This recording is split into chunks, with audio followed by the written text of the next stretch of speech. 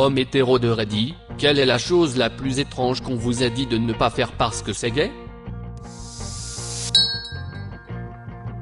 Mise en place d'une protection solaire.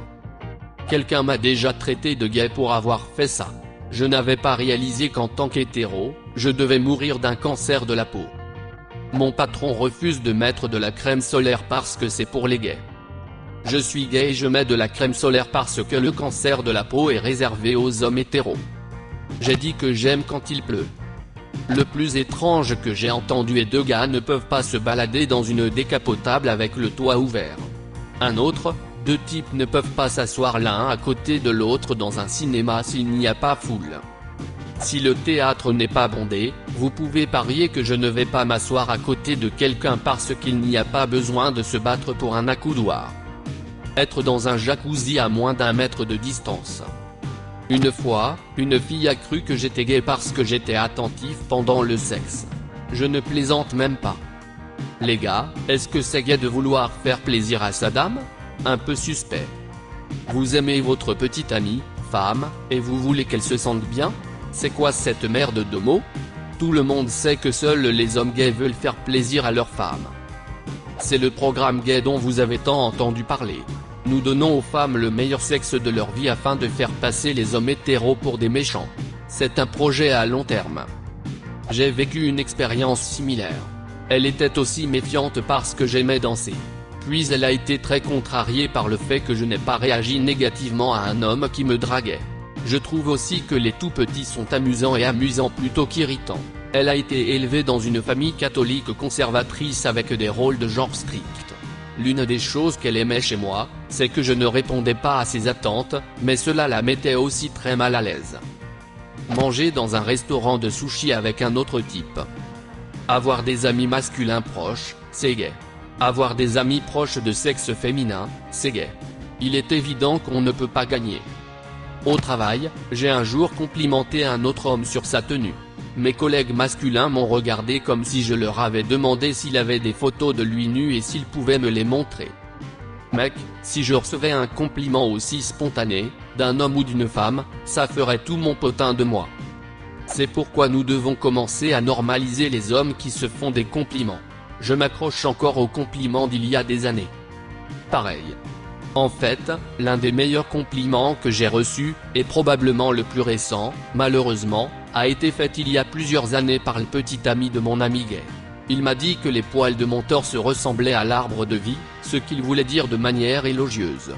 Comme je suis quelqu'un qui a toujours été gêné d'être poilu, je suis très italien, j'ai failli pleurer. Nous devons normaliser les hommes qui font des compliments à d'autres hommes. Se complimenter littéralement les uns les autres, en quoi est-ce gay? Porter un parapluie. Les vrais hommes se mouillent. Ils se mouillent quand il pleut. Ils se mouillent sur un bateau de pêche lors d'une tempête. Ils se mouillent sous la douche après avoir eu des relations homosexuelles. Il a cassé la mâchoire d'un type au lycée, lui a envoyé une carte de soins pendant qu'il était à l'hôpital. Il m'a traité de gay pour avoir envoyé la carte. Par accident ou intentionnellement? Parce qu'envoyer une carte de rétablissement à quelqu'un après lui avoir intentionnellement cassé la mâchoire est un geste de pouvoir, lol. C'était intentionnel, il bousculait un de mes amis. La carte portait un lapin. Remets-toi vite, que je puisse à nouveau me casser la mâchoire. Bro, that's so gay. Une fois, ma petite amie m'a sérieusement demandé si j'étais gay parce que j'ai dit que j'aimais son corps. On peut dire qu'elle avait quelques problèmes. Une fois, une fille avec qui je sortais s'est mise à pleurer et m'a demandé si j'étais gay parce que j'étais attentif à elle et que je me souvenais de choses précises qu'elle m'avait dites sur elle. Apparemment, le fait que je me méfie d'elle et que j'essaie d'être un bon partenaire égale gay. Oui, elle avait aussi de graves problèmes d'estime de soi à régler. Un ami m'a dit que je tenais ma fourchette comme un. C'est mieux que de le tenir comme un néandertalien comme moi, je suppose. 2 de mes amis du lycée sont morts dans un accident de voiture une semaine avant la remise des diplômes. Tout le monde de la classe est allé à l'enterrement et certains de mes camarades pleuraient beaucoup. J'ai décidé de serrer l'un d'entre eux dans mes bras et de le réconforter, lui, un de mes amis les plus proches.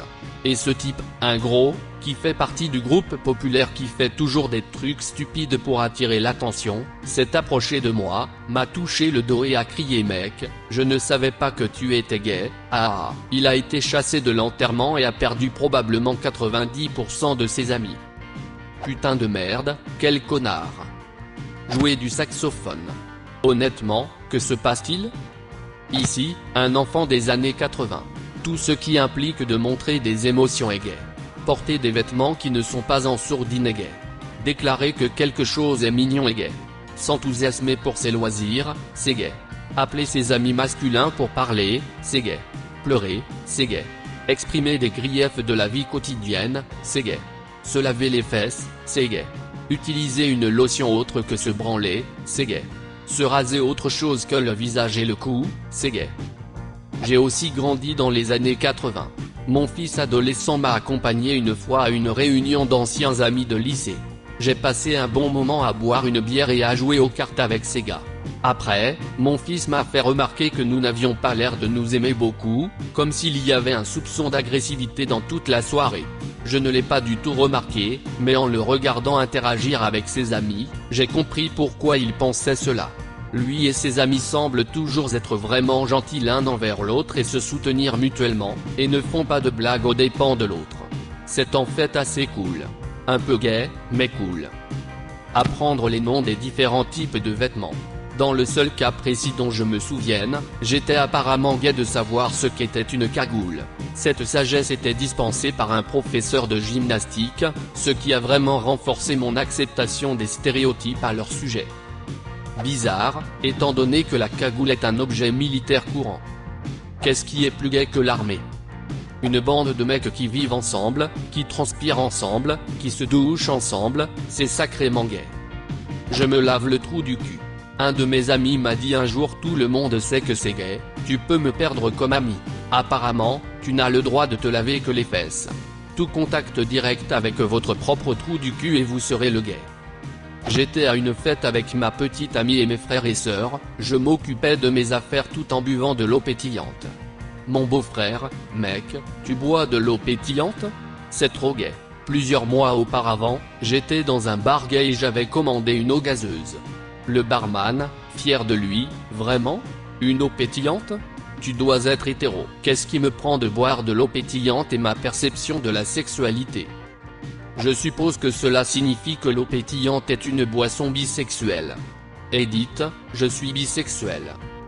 Cela expliquerait pourquoi il n'est respecté ni dans le monde gay ni dans le monde hétéro. Avoir des poils de cul. Mes cousins m'ont convaincu que seuls les homosexuels ont des poils de cul. Et plus il y a de poils de cul, plus ils sont gays.